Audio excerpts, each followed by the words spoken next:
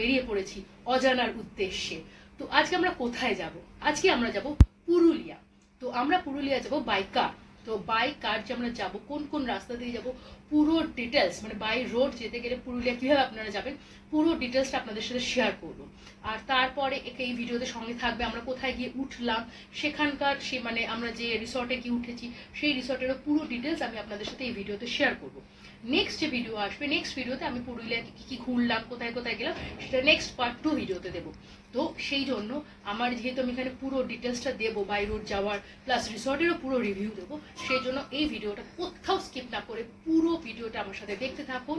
একটা কথা যেটা সবসময় বলি, যে আমার ভিডিও যদি আপনাদের ভালো লাগে তাহলে আমার চ্যানেলটাকে সাবস্ক্রাইব করতে একদম ভুলবেন না, আর আমার এই ভিডিওটাকে লাইক অ্যান্ড শেয়ার করে সবার মধ্যে ছড়িয়ে দেবেন। চলুন আসুন দেখতে থাকুন। তো এখন দেখো আমরা বেরিয়ে পড়েছি। অ্যাকচুয়ালি আমি কলকাতা থেকে তো যাচ্ছিলাম, সেখানে আমি হুগলি ডিস্ট্রিক্টে ফার্স্টে আমার বাবা মা রিসরায় থাকে, ওখান থেকে ওদের তুলে নিয়ে তারপরে দিল্লি রোড ধরে যাচ্ছিলাম। এবার দিল্লি রোড ধরে যেতে যেতে আমরা অ্যাকচুয়ালি এই যে রাস্তাটা আমরা গেছি আর কি, এটা আমরা তারকেশ্বর মানে রোড ধরে যাব আর কি। এখন আমাদের সামনে এটা হচ্ছে বৈদ্যবাটি মোড় আসছে, এই বৈদ্যবাটি মোড় থেকে আমরা বাঁদিকে ঘুরে যাচ্ছি। বাঁদিকে ঘুরে গিয়ে আমরা এই তারকেশ্বর রোড ধরে একে একে সিঙ্গুর, নালিকুল, তারকেশ্বর সব ফেলে ফেলে আমরা এগিয়ে যাব। আমাদের যে তারকেশ্বর মন্দিরের একটা গেট, সেটাও আমরা রাস্তায় দেখতে পাবো। তো রাস্তা এমনি তোমরা এই রাস্তাটা ফলো করে অবভিয়াসলি যেতে পারো, তবে আমি বলবো যে আমাদের বেশ ভালো টাইম লেগেছিল, সেই জন্য আমি তোমাদের সাজেস্ট করবো যে তোমরা দুর্গাপুর এক্সপ্রেস ওয়ে ধরেই যাও। কিন্তু আমরা যেহেতু এই রাস্তাটা ধরে গেছিলাম, তো এই রাস্তাটা আমি তোমাদের দেখিয়ে দিচ্ছি। এই রাস্তার কন্ডিশন সবকিছুই তোমরা আমার সাথে দেখতে পাবে। তো দেখতেই পাচ্ছ এখন তারকেশ্বর আর 22 কিলোমিটার বাকি। অ্যাকচুয়ালি মানে আমি এর আগে যখনই মানে এরকম লং ডিস্টেন্স ট্রাভেল করেছি, তো আমরা যখন যেরকমই বিষ্ণুপুর যাই, যেখানেই যাই না কেন, আমরা কিন্তু সবসময় দুর্গাপুর এক্সপ্রেস ওয়ে ধরেই যাওয়াটা পছন্দ করি। এই দেখো তারকেশ্বর মন্দিরের গেট এসে গেছে কথা বলতে বলতে। তো এইবারে যেহেতু বাবা মাকে রিসরা থেকে তোলার ছিল, সেই জন্য তারকেশ্বর হয়ে, আরামবাগ হয়ে, জয়পুরের জঙ্গল হয়ে, বিষ্ণুপুরকে বাঁদিকে ফেলে আমরা এইভাবে এগিয়ে গিয়েছি। কিন্তু এটার জন্য আমার কিন্তু সামহাও, আমি যেটা তোমাদের বারবারই বলছি, আমার মনে হচ্ছে অনেক ঘোরা হয়েছে, মানে ভীষণ টিডিয়াস লাগছিল, টাইমও অনেক বেশি লেগেছে। তো আমি সবসময় তোমাদের সাজেস্ট করব যে তোমরা কিন্তু দুর্গাপুর এক্সপ্রেস ওয়ে ধরেই, যদি তোমরা বাই কার আসো, দুর্গাপুর এক্সপ্রেস ওয়ে ধরেই এসো। অ্যাকচুয়ালি মেইন প্রবলেম হয়তো দেখতে গেলে ডিস্টেন্সটা হয়তো এখান দিয়ে কম পড়ছে, কিন্তু এই যে রাস্তাটা এখন যে সুন্দর রাস্তা এসেছে, এই রাস্তাটা তো পুরোপুরি নয়, মানে আগে এতক্ষণ যখন দেখেছো একদম সরু, মানে ভালোই সরু রাস্তা, প্লাস সেখানে টোটো, অটো, এইসব লোকের গ্যাঞ্জাম, এই জন্য কি হচ্ছে গাড়ি স্পিডই তুলতে পারছিল না। যেটা দুর্গাপুর এক্সপ্রেস ওয়েতে হয়, গাড়ি একদম স্পিডে সুন্দরভাবে চলে উইদাউট এনি অবস্ট্রাকশন, সেটা একদমই তো হচ্ছিল না। সেটার জন্যই আরও কিন্তু আমাদের দেরি হয়েছে। আমরা রাস্তায় কোথাও ব্রেকফাস্ট করার জায়গাও পাইনি, একেবারে সেই জয়পুরের জঙ্গলে বনলতা রিসর্টে গিয়ে লাঞ্চ প্লাস ব্রেকফাস্ট ব্রাঞ্চ করতে হয়েছিল, এটাও একটা প্রবলেম। তো এই দেখো এইবারের ট্যুরে আমি বেরিয়ে পড়েছিলাম আমার বাবা মা আর 2 ছেলেকে সঙ্গে নিয়ে। এখন আমরা সবাই ওয়েট করে বসে আছি যে কখন বনলতা রিসর্ট আসবার আমরা খাওয়া দাওয়াটা শুরু করব। তো দেখো আরামবাগ আর 10 কিলোমিটার বাকি আছে। তোমাদেরকে বলে দিই, আমরা 5th অক্টোবর রওনা দিয়েছিলাম, 5th 6th দুদিন ওখানে থেকে 7th অক্টোবর ব্যাক করেছিলাম। তো দেখো আস্তে আস্তে দুপাশের সিনারি চেঞ্জ হয়ে যাচ্ছে, মানে জয়পুরের জঙ্গল আসতে চলেছে। তো একটু বাদেই আমরা আর কিছুক্ষণের মধ্যেই বনলতা রিসর্টে পৌঁছে যাব। তো ওখানে আমাদের কিরকম কি এক্সপিরিয়েন্স হলো পুরোটাই আমি তোমাদের সাথে এখানে শেয়ার করব। তো এই দেখো আমরা পৌঁছে গেছি বনলতা রিসর্টে। তো এখানে আমরা কি কি খেলাম সেটাও আমি তোমাদের সাথে অবশ্যই শেয়ার করব। সেখানকার খাবার কোয়ালিটি, প্রাইসিং কি ছিল, সবই আমি তোমাদের সাথে এই ব্লগেই শেয়ার করব। তো এই যে বিল্ডিংসগুলো, কটেজেসগুলো দেখছো, যারা বনলতা এসে স্টে করে তারা এখানেই থাকে। আমি এর আগেও বনলতা এসেছি, কিন্তু কখনো স্টে করিনি। আমার সেরকমভাবে এই জায়গাটা স্টে করার মতো বলে একদমই মনেও হয়নি। তো আমরা যখন বিষ্ণুপুর থেকে কলকাতা ফিরছিলাম, এখানেই আমরা ঢুকে লাঞ্চ করেছিলাম। তবে সেই বনলতার সৌন্দর্য একদমই অন্যরকম ছিল, কারণ তখন শীতকাল ছিল আর বিভিন্ন ফুলের বাহারি গাছ দিয়ে খুব সুন্দর করে সাজানো ছিল। সেই সময় আমার এক্সপিরিয়েন্স কিন্তু অনেক ভালো হয়েছিল। এইবারে কিন্তু আমার একদমই ভালো এক্সপিরিয়েন্স এখানে হলো না। এখানে কিছু খরগোশ রয়েছে, এগুলো বাচ্চারা দেখে এনজয় করতে পারবে। এখানে দেখতে পাচ্ছ আমার বাবা রুটি আর চিকেন কষা নিয়েছে, আর আমরা mixed fried rice, mixed chowmein আর চিলি চিকেন নিয়েছিলাম। তো এটা প্রাইস অনুযায়ী এদের টেস্ট আর কোয়ান্টিটি একদমই ঠিক ছিল। আগের বার আমরা এখানে ডিফারেন্ট টাইপস অফ মিট নিয়েছিলাম, এমু, ডাক, কোয়েল নিয়েছিলাম, সো সেগুলোরও টেস্ট মোটামুটি ভালোই ছিল। আগের বারে যখন আমরা বনলতা এসেছিলাম তখন শীতকাল ছিল, সেই জন্য বনলতা ভীষণ সুন্দর ডিফারেন্ট টাইপস অফ ফুল দিয়ে খুব সুন্দর করে সাজানো ছিল। এবারে যেটা আমরা একদম মিসিং লাগছে আর কি, ভীষণ ডিসঅ্যাপয়েন্টেড লাগছে বনলতায় এসে, কারণ সেই ফুলের যে সৌন্দর্যটাই পুরো বনলতায় কোথাও নেই, পুরো একদম ন্যাড়া ন্যাড়া লাগছে, মানে পুরো বনলতার সৌন্দর্যটি একদম মিসিং। তো এবার চলো বনলতাকে বিদায় জানিয়ে বেরিয়ে পড়ি আবার পুরুলিয়ার উদ্দেশ্যে। জয়পুরে জঙ্গল শুরু হয়ে গেছে, এটার বিউটি তো অসম্ভব ভালো। আমরা যখন আগের বার বিষ্ণুপুরে এসেছিলাম তখনই এটা দেখেছিলাম, ভীষণ সুন্দর লাগে চারপাশের এই রাস্তা, এই জঙ্গল। শুধু আমাদের সাথে আপনারাও বিউটিটা উপভোগ করুন, এনজয় করুন। এটা একটা খুব সুন্দর একটা দারুণ রাইড। আমরা আগের বার জয়পুরের জঙ্গলে নেমেও ছিলাম, নেমে অনেক ছবি টবিও তুলেছিলাম। এবারে আর যেহেতু আমাদের পুরুলিয়া যেতে হবে, অনেকটা দেরি হয়ে যাচ্ছে, সেই জন্য টাইম নেই বলে আমরা জাস্ট বেরিয়ে যাচ্ছি। নামবো না করে সেই নেমেই পড়লাম, বৃষ্টি পড়ছে, তো সেই জন্য আর ভেতরে যাব না, বাইরে থেকেই ভিডিওটা করে নিচ্ছি।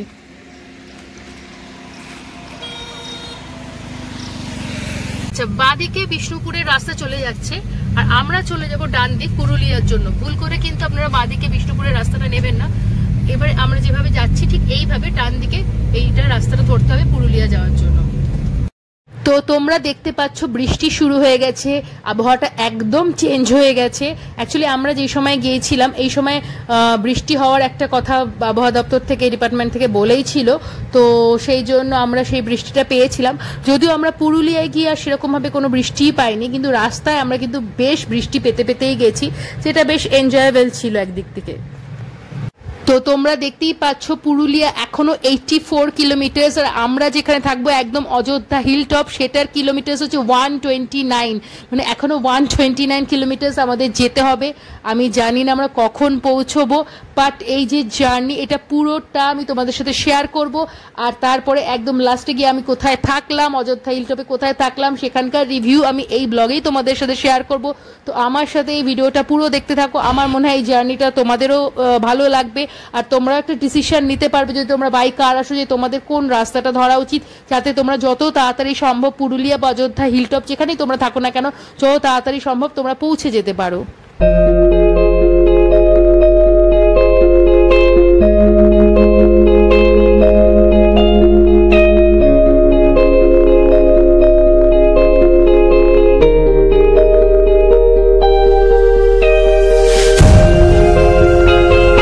দেখো অ্যাট লাস্ট আমরা পুরুলিয়া পৌঁছে গেছি, এটা পুরুলিয়া স্টেশন। এই পুরুলিয়া স্টেশনকে ডান দিকে ফেলে আমরা এখন এগিয়ে যাব অযোধ্যা হিলটপের দিকে।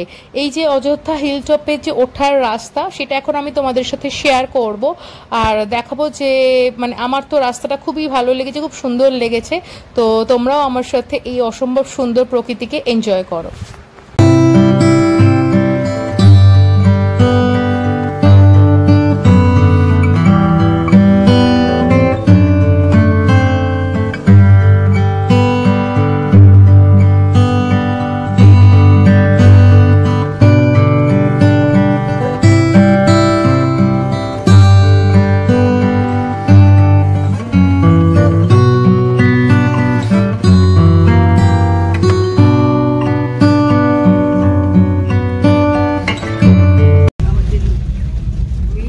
Ayodhya hilltop 29, upper dam 33, Baghmundi 44।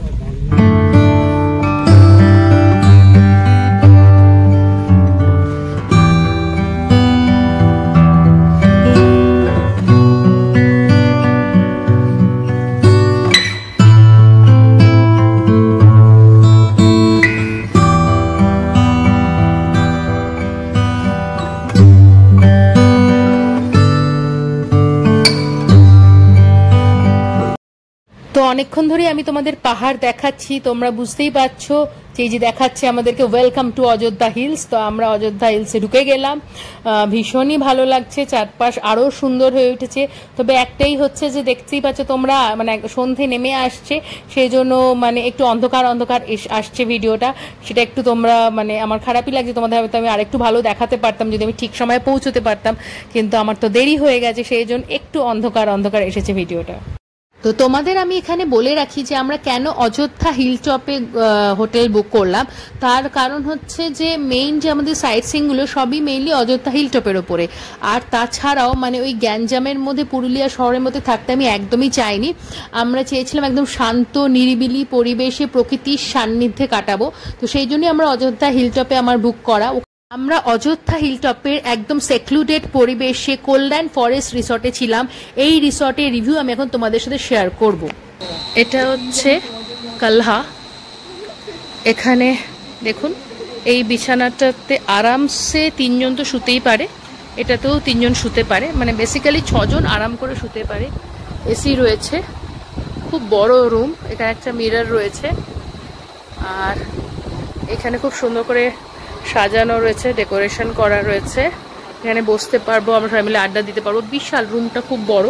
এখানে এসেনশিয়াল কিটসটা দেওয়া রয়েছে, অনেকগুলোই দেখছি এসেনশিয়াল কিটস দিয়ে রেখেছে।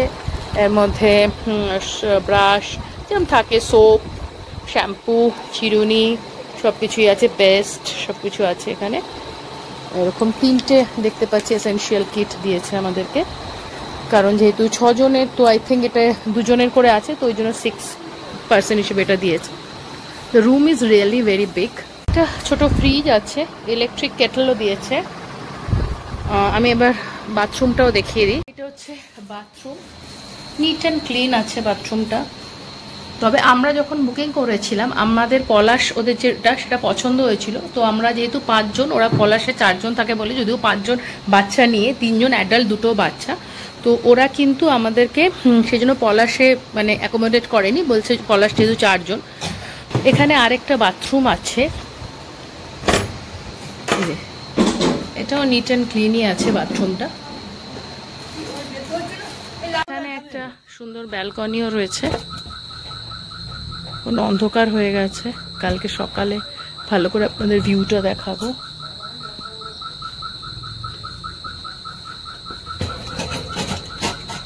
কাবার্ডও রয়েছে, কাবার্ডটা আপনাদের দেখিয়ে দিই। এই যে এটা একটা বড় কাবার্ড রয়েছে। এটা হচ্ছে কল্যাণ রিসর্টের এন্ট্রেন্স, মানে বেসিক্যালি 2টো ওনাদের প্রপার্টি আছে, আমরা আছি ওই প্রপার্টিটাতে, সেটাও দেখাবো। এটা হচ্ছে বড় প্রপার্টিটা, এখানে অনেকগুলো কটেজ আছে। আজকে রাত হয়ে গেছে সেই জন্য আমি আর দেখাচ্ছি না, কালকে সকালে সমস্ত মানে পুরো প্রপার্টিটা ঘুরে দেখাবো, প্রত্যেকটা কটেজ ভালো করে বাইরে থেকে দেখিয়ে দেবো। আর এখন যেটা দেখাবো সেটা হচ্ছে ওনাদের খাবার জায়গাটা, ভীষণ সুন্দর খাবার জায়গাটা। আসুন আমার সাথে দেখুন খাবার জায়গাটা, আমি তো মুগ্ধ হয়ে গেছি দেখে। এইটা হচ্ছে খাবার জায়গাটা, ভীষণ সুন্দর, এত ভালো লাগছে বিউটিটা। আমরা তো মানে এমনি বলেই দিয়েছি যে ঘর রুমে খাবো না, এখানে এসেই খাবো, মানে খাবার মজাটাই বেড়ে যাবে। এর বিউটিটা এত সুন্দর।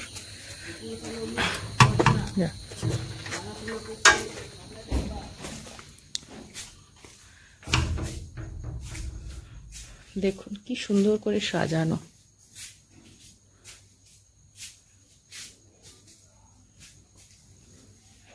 কটেজগুলোর নাইট ভিউটা আমি দেখিয়ে দিচ্ছি, বাট সকালে ভিউটা ভালো করে দেখাবো, তাহলে আপনারা এখানকার বিউটিটা বুঝতে পারবেন, নাহলে এই রাত্রিবেলা কিন্তু কিছুই বোঝা যাবে না। এখানে আমি আপনাদের একটা কথা বলে রাখি, আমরা রাতে রুটি আর তরকা আর চিকেন ভর্তা অর্ডার করেছিলাম। এদের কিন্তু প্রাইস অনুযায়ী কোয়ান্টিটি খুব কম। গুড মর্নিং, সকালবেলা 6টার সময় আমি উঠে পড়েছি। চারপাশের যে এনভায়রনমেন্ট, যেটা মানে যে প্রাকৃতিক সৌন্দর্য, সেটা এক কথায় অসাধারণ, সেটা আমি আপনাদের দেখাবো। কিন্তু যেটা আমার ভীষণই মানে খারাপ লাগছে সেটা হচ্ছে যে এই রুমটার 5600 করে মানে ভাড়া নিয়েছে। কিন্তু আমি ভীষণভাবে ডিসঅ্যাপয়েন্টেড হয়েছি, সেটা হচ্ছে যে বাথরুমের প্রচুর প্রবলেম।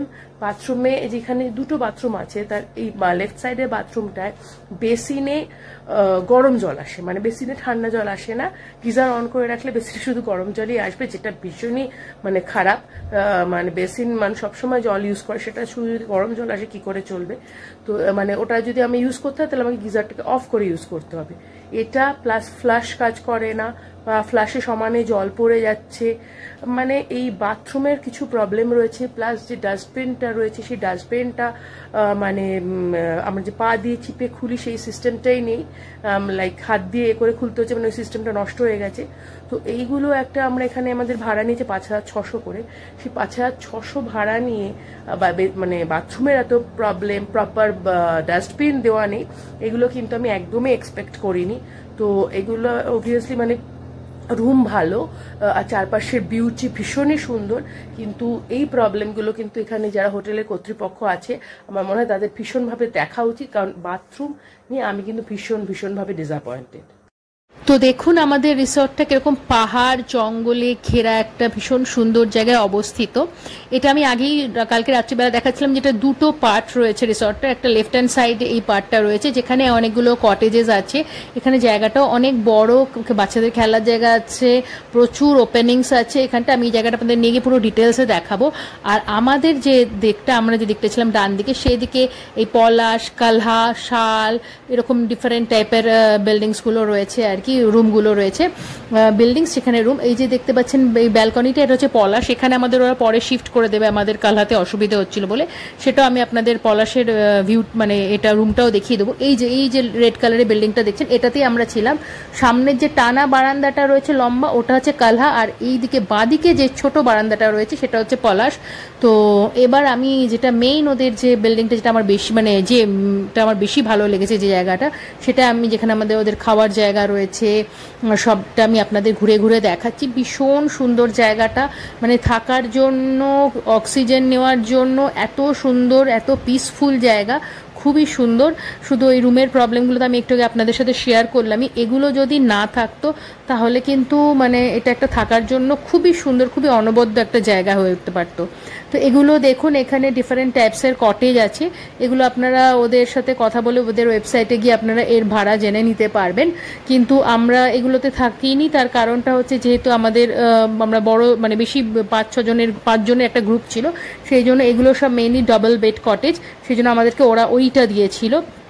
এবারে আমি পুরোটা এখানে ঘুরে ঘুরে দেখাচ্ছি কটেজগুলো, আপনারা দেখুন কি সুন্দর গ্রিনারিজ, মানে এত সুন্দর গ্রিনারি, এত মানে পিস, কাম অ্যান্ড কোয়াইট না, আমার কিন্তু ভীষণই ভালো লেগেছে জায়গাটা। এখানে বসে আপনারা আড্ডা দিতে পারেন, গল্প করতে পারেন। এগুলো তো কটেজেস প্রচুর, এখানে অনেক কটেজেস আছে, মানে মানে অনেকে মিলে, অনেক সময় অনেকে আসে, তারাও এখানে এসে থাকতে পারেন, মানে অনেকগুলো কটেজ ভাড়া নিয়ে নিলেন, এরমভাবেও থাকা যেতে পারে। কটেজেসগুলো খুব সুন্দর, খুবই ডিফারেন্ট, এক একটা কটেজ এক একটা রকমের মতো করে করা। এইটা দেখুন, এটা তো পুরো আমরা যেরকম নর্থ বেঙ্গলে যেগুলো আমরা দেখি, যেরকম বিল্ডিংস মানে যে কটেজ টাইপগুলো আমরা দেখি, ঠিক ওইরকমভাবে এইখানে এই বিল্ডিংটা করা হয়েছে। পুরো মনে হচ্ছে এক টুকরো নর্থ বেঙ্গল চলে এসেছে এখানে। পুরো রিসর্টটাই ভীষণ সুন্দর, একদম পাহাড়ের কোলে, জঙ্গলের মধ্যে, মানে এনভায়রনমেন্ট, কটেজ সবই সুন্দর। কিন্তু আমি যেগুলো বললাম, বেসিক যে ব্যাপারগুলো, সেগুলো যদি এরা একটু ইমপ্রুভ করে নেয় তাহলে খুবই ভালো হয়। আর খাবারটা তো সবসময় ভালো হচ্ছে না, সেটাও একটা পয়েন্ট। কালকে পকোড়া ভালো ছিল না, আজকে আলু পরোটা একদম ভালো ছিল না। তো এগুলো যদি ইমপ্রুভ করে নেয়, লোকেশন ওয়াইজ থাকার জন্য ভীষণ সুন্দর। এখানে বাচ্চাদের স্লিপ, দোলনা, সিস সবই আছে, কিন্তু মেনটেন হয় না একদমই, সেটা বোঝা যাচ্ছে। এগুলো মেনটেন হলে আরও বেটার হবে। এখানে বসে আড্ডা মারতে পারবে সবাই। হে পূর্ব, সে হাই। এদিকটাতে দেখুন, এখানেও কিছু ছোট ছোট কটেজ রয়েছে। এই কটেজেসগুলো তো আপনারা ইচ্ছে করলে চাইলে থাকতে পারেন। এবার চলুন আমি আপনাদের সেই জায়গাটা দেখাই, যে জায়গাটার কথা আমি বারবার বলছি। আমাদের হোটেল ছাড়িয়ে এসে এই যে জায়গাটা, এই যে ভীষণ সুন্দর রাস্তাটা, এটার মানে আমার হাঁটতে হাঁটতে মনে হচ্ছিল কি এই রাস্তা যেন শেষ না। আমি কত দূর যে চলে এসেছিলাম একা একা হাঁটতে হাঁটতে, সে আপনাদের বলে বোঝাতে পারবো না। পাহাড় আর জঙ্গলে ঘেরা। দেখুন কি অসম্ভব সুন্দর এই জায়গাটা, শুধু ফ্রেশ অক্সিজেন, আর মনে হচ্ছে আমি ছাড়া আর কেউ নেই, কোনো শব্দ নেই, এত মানে সুন্দর জায়গাটা, ভীষণ ভীষণ ভালো লাগছে, ভীষণ পিসফুল, ভীষণ সুন্দর। এত সুন্দর সবুজের সমারোহ সত্যি খুব কম দেখা যায়। আর আমরা যারা কলকাতার ইটকাট পাথরের জঙ্গলে থাকি, আমাদের চোখের জন্য ভীষণ আইসুদিং। আর মানে এই রাস্তাটা যেহেতু আমি ছাড়া আর কেউ ছিল না চারিদিকে, কোথাও কেউ ছিল না, সেটা একটা অনবদ্য অনুভূতি। মানে কি যে ভালো লাগছিল সে বোধহয় আমি আপনাদের ভাষায় বর্ণনায় প্রকাশ করেও বোঝাতে পারবো না। তাহলে আসুন আমার সাথে এই অসম্ভব সুন্দর প্রাকৃতিক দৃশ্য আপনারাও দু চোখ ভরে উপভোগ করুন।